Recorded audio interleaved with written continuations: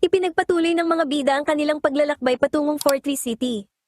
Habang hinahangaan ni Ash ang panahon, biglang umulan. Nagtungo sila sa isang kalapit na puno, ngunit tinamaan ito ng kidlat.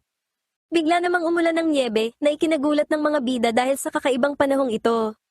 Isang cast form ang lumitaw sa kanilang harapan at pinasunod sila dahil maaari silang magyelo sa nyebe. Sumikat muli ang araw na ikinamangha ng lahat at maging ang cast form ay bumalik na sa kanyang orihinal na anyo. Biglang lumitaw ang dalawang siyentipiko na humingi ng paumanhin at nagpaliwanag na ang nangyari ay dulot ng kanilang pagre-research kung paano makokontrol ang panahon. Sinimula ni Brock ang kanyang pagporma at hihilahin na sana siya ni Max palayo, ngunit huminto si Brock nang mapansing may kakaiba sa babaeng siyentipiko. Nagpakilala ang mga siyentipiko bilang sina Bart at Millie.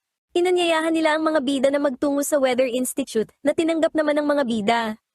Naabutan ng nyebe ang Team Rocket na nainis sa katotohanang dinala sila ng mga bubwit dito.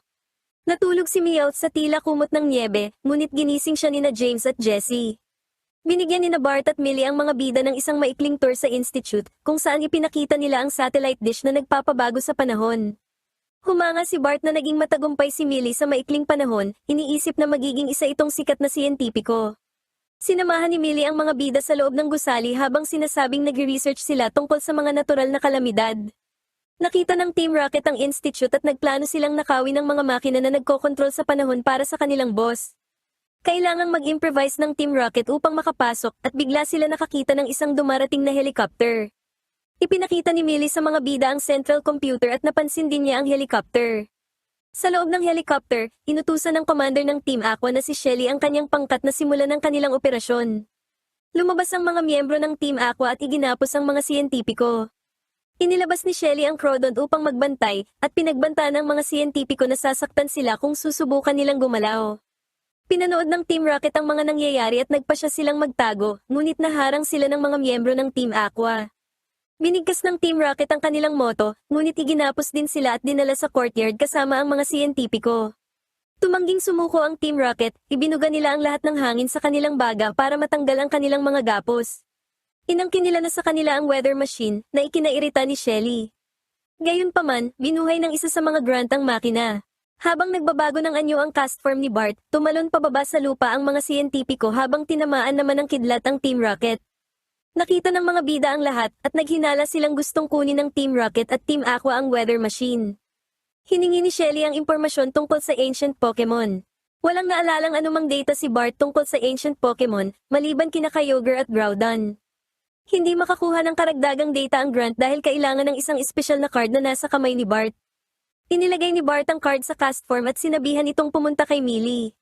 Sumugod ang dalawang Crawdon kaya gumamit ng weather ball ang cast form upang pabagsakin ang isa sa kanila, ngunit tinamaan ito ng bubble beam ng isa pang Crawdon. Sumikat ang araw, kaya nagbago ng anyo ang cast form at muling gumamit ng weather ball na tumama sa isa pang Crawdon. Pumasok ang cast form sa air duct ng gusali, kaya nag-utos si Shelly sa kanyang mga tauhan na kumalat sa lugar at bawiin ang card. Susugod sana si Ash upang pigilan sila, ngunit nadulas ito at nadapa. Binanggit ni Millie na ang mga vent ay nakakonekta sa silid kung nasaan sila, kaya makakarating ang cast form sa kanila. Sa sandaling iyon, lumitaw ang mga miyembro ng Team Aqua.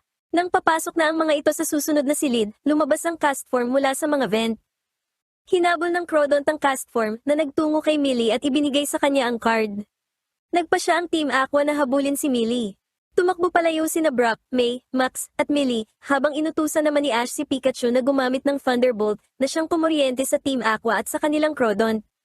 Pinuri ni Ash si Pikachu at kapwa sila umaasa na hindi mananakaw ang card. Dumaan ang Team Aqua habang nagtatago sa mga vent ang grupo ni Millie.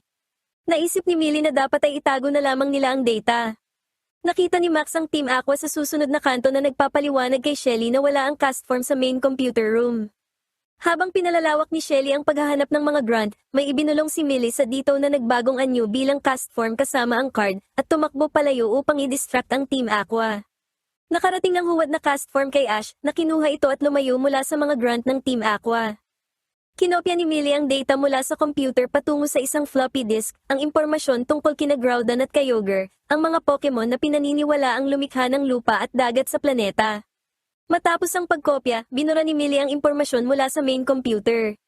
Lumabas sila, ngunit nabangga ni Ash si Brock. Ipinaliwanag ni Millie na ang isa sa mga cast form ay isang dito, kaya bumalik na ito sa orihinal nitong anyo. Ipinunto ni May na ang dito ay isang painsana para sa Team Aqua kaya dapat ay hindi ito ibinalik ni Ash sa kanila. Lumitaw ang Team Aqua, kaya inilabas ni Ash si Torkoal na gumamit ng usok upang i-distract ang mga grunt ng Team Aqua, na nagpahintulot sa mga bida na makalabas ng gusali. Nakarating sila sa lugar kung saan binihag ng Team Aqua ang mga siyentipiko. Hiningi ni Shelly ang card kapalit ng mga bihag. Dahil tumanggi ang mga siyentipiko sa alok na iyon, binago ng isa sa mga grunt ang code ng makina upang lumikha ng kidlat. Tumama ito sa Team Rocket na nagpatalsik sa kanila palayo. Naiinip na si Shelly, kaya nagbanta ito na gagawing yelo o kukuryentehin silang lahat kung hindi nila ibibigay ang card. Sa kabila ng mga pagtutol ni Bart, ibinigay ni Millie ang card sa Team Aqua. Gayunpaman, matapos ilagay ng grunt ang card sa slot, wala pa ring access dahil isang huwad na card ang ibinigay ni Millie. Ipinakita sa kanila ni Millie ang tunay na card at tumalon sa isang tore na nagdulot ng kalituhan kay Bart. Ibinunyag nito na siya ay nagpapanggap lang dahil siya pala ay isang lalaki na nagngangalang Brody, isang miyembro ng Team Magma. Napagtanto ni Max na yun pala ang dahilan kung bakit nabigo ang pagdiskarte ni Brock kay Millie. Gumamit ang Crodont ng Bubble Beam, bagaman nagbagong anyo ang dito at gumamit din ng Bubble Beam upang pigilan ang mga atake. Inilabas ni May si Kambusken na gumamit ng Sky Uppercut, ngunit napigilan ito at napinsala ng Crab Hammer ng dito. Gumamit si Brody ng isang jetpack upang makalipad palayo. Sinabi ni Shelly na dapat magpasalamat ang Team Magma dahil hinayaan niya silang manalo sa labanang ito, ngunit sa susunod ay tatalunin na niya sila, pagkatapos inutusan na ni Shelly ang lahat na bumalik sa kanilang main base. Nasaktan si Bart sa nangyari dahil itinuring niyang kaibigan ng huwad na Millie. Isang babae ang lumitaw na nagpakilala bilang ang tunay na Millie. Napagkamalan nito ni Ash bilang si Brody, ngunit pinakalma ni May si Ash, habang matagumpay namang nakipag-flirt kay Millie si Brock at hinila naman ito ni Max palayo. Ipinakita ni Bart sa tunay na Millie ang trabahong maaari nitong gawin, ang maglipat ng data mula sa mga aklat patungo sa computer. Masayang tinanggap ni Millie ang trabaho kahit na ayon kay Bart ay medyo mahirap ito. Inisip ni May na may koneksyon sina Bart at Millie, bagaman malungkot si Brock dahil wala na siyang tsansa kay Millie. Si Ash naman ay umaasa sa tagumpay para sa kanyang susunod na badge. Samantala, naglalakad-lakad ang Team Rocket sa niebe, at galit na galit si Meowth sa panahon. Nakarating ang mga bida sa Fortress City at umakyat papuntang gym. Sabik na sabik si Ash, kahit pagod na sina May at Max sa pag-akyat sa mga hagdan. Tiningnan ni May ang lungsod sa kanilang likuran na dinaanan nila kanina. Nakakita sila ng mga bahay sa tuktok ng mga puno, ngunit hindi ito pinansin ni Ash dahil nais na niyang makipaglaban sa lalong madaling panahon, habang naghahangad naman si May ng elevator. Lumitaw ang assistant ng gym na nagngangalang Zachary, na nagsabi sa kanila na ang gym leader ay nasa Fortress City para sa tradisyonal na Feather Carnival. Bumaba si Ash upang hanapin ang gym leader. Hindi natuwa si May na kailangan na nilang bumaba agad, habang ipinaalala naman sa kanila ni Brock na kapag natagpuan na nila ang gym leader, kailangan na naman nilang umakyat pabalik. Nakakita sila ng maraming pagkain at mga babae na siyang nagpasaya kay Brock, ngunit hinila ni Ash ang kanyang tenga upang ipaalalang kailangan nilang hanapin ang gym leader. Nakakita si Max ng dalawang tao na nasisiyahan sa pagsakay sa isang Skarmory, kaya nagtungo sila sa sentro upang tingnan ito. Nagpakita din ng Team Rocket sa Fortress City, kung saan kumakain ng pagkain sina Jessie at Meowth. Malungkot si James dahil naalala niya ang panahong may nakita siyang nagustuhan niya habang nakasakay sa kanilang kotse at dumaraan sa isang karnabal. Sumabad sina Jessie at Meowth para sabihin na ayaw nilang makarinig ng badoy na kwento. Nagpatuloy pa rin si James sa pagsasalaysay, na nagsasabing nahulog ang kanyang damdamin sa isang Chimecho na may malambot na tinig.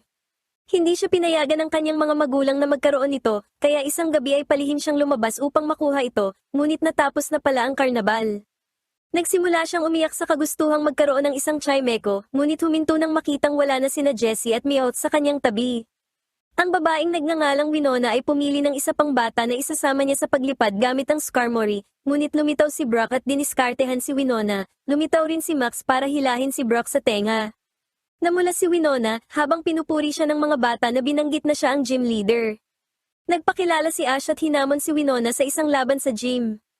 Tinanggap ni Winona ang hamon, ngunit maglalaban sila pagkatapos pa ng karnabal na kailangan niyang daluhan.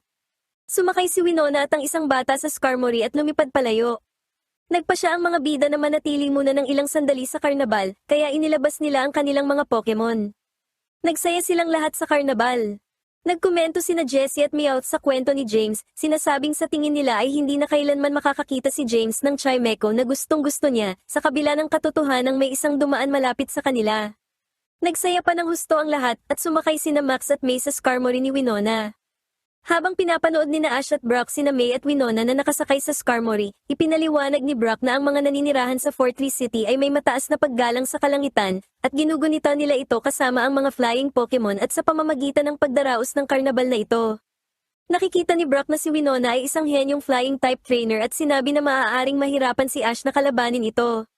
Sumagot si Ash na upang maging pinakamahusay, kailangan mong talunin ang pinakamahusay, at inisip kung ano kayang mga Pokemon ang gagamitin ni Winona sa laban. Naiinis si James dahil iniwan siya nina Jessie at Meowth. Nakakita siya ng ilang Chimecho at lumapit sa nagtitinda nito. Gayunpaman, naramdaman niyang parang pamilyar ang lahat. Ibinigay sa kanya ng nagtitinda ang Chimecho, ngunit nakita ni James na ito pala ang nagtitinda ng Magikarp na nagbenta sa kanya ng huwad na Phoebus noon. Hindi naniniwala si James sa sinabi nitong nagbago na siya, ngunit ipinaliwanag ng nagtitinda na tunay ang Chimecho, may magagandang mata, may buntot na maaaring gawing pamaypay, at maaari pang ang gawing bandana. Nang marinig na naghahatid ng kaligayahan at tagumpay ang Chimecho, binili na ito ni James. Nang maglaon, nakasama na uli ni na Jessie at Meowth si James, na ipinakita sa kanila ang kanyang bagong Chimecho. Naramdaman ni Meowth na may mali, kaya pinakanta ni James ang Chimecho para sa kanila. Narinig ni Meowth na tunog lang ng bell ang tinig nito, habang nagtaka naman si Jessie kung tinig ba talaga ito ng isang tunay na Chimecho. Hindi nagtagal, ang mga pakpak na nakatali sa likod ng Chimecho ay natanggal at nalaglag ang buntot nito.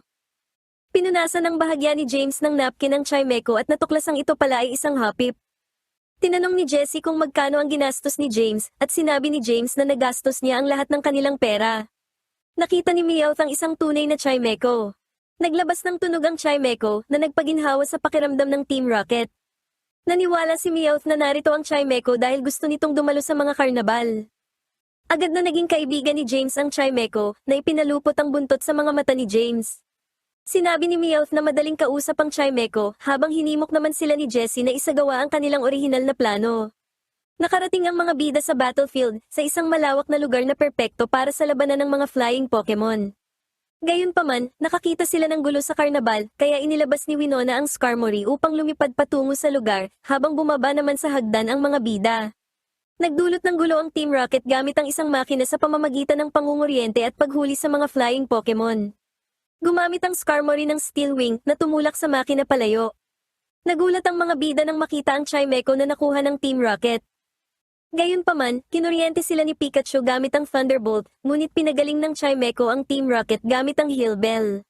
Nagpasalamat si James sa Chimecho, na bilang ganti ay tinakpan ang kanyang mga mata gamit ang buntot nito. Umatake si Meowth gamit ang kuryente, na nagdulot ng pinsala kina Swellow at Pikachu. Pinalakas ni Ash ang loob ni Swellow na nakayanan ng atake, na ikinamangha ni Winona. Gumamit si Swellow ng Wing Attack, na tumulak sa makina. Nagpakawala ng isa pang atake si Meowth na naging sanhi ng pagkahimatay ni Swellow at Pikachu at inilagay sila sa loob ng makina. Umatake ang Skarmory gamit ang Drill Peck na nagpalaya sa mga Pokemon. Hiniling ni Jessie kay James na utusan ng Chimecho na gumamit ng Heal Bell, ngunit ipinaalala ni James na wala silang pinsala. Pinayuhan ni Meowth si James na paggamitin ang Chimecho ng Double Edge, ngunit nag-atubili si James. Gumamit ang Skarmory ng Drill Peck na sumira sa makina at nagpatalsik sa Team Rocket palayo. Habang tumatalsik sila palayo, sinabi ni James na ayaw niyang gumamit ng mapanganib na atake ang Chimecho.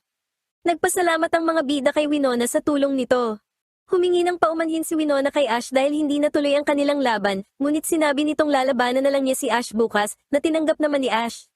Sa pagtatapos ng karnabal, nakita nila si Winona at ang mga flying Pokemon na lumilipad sa gitna ng mga paputok. Si Ash naman ay nangakong tatalunin si Winona at makukuha ang kanyang badge bukas.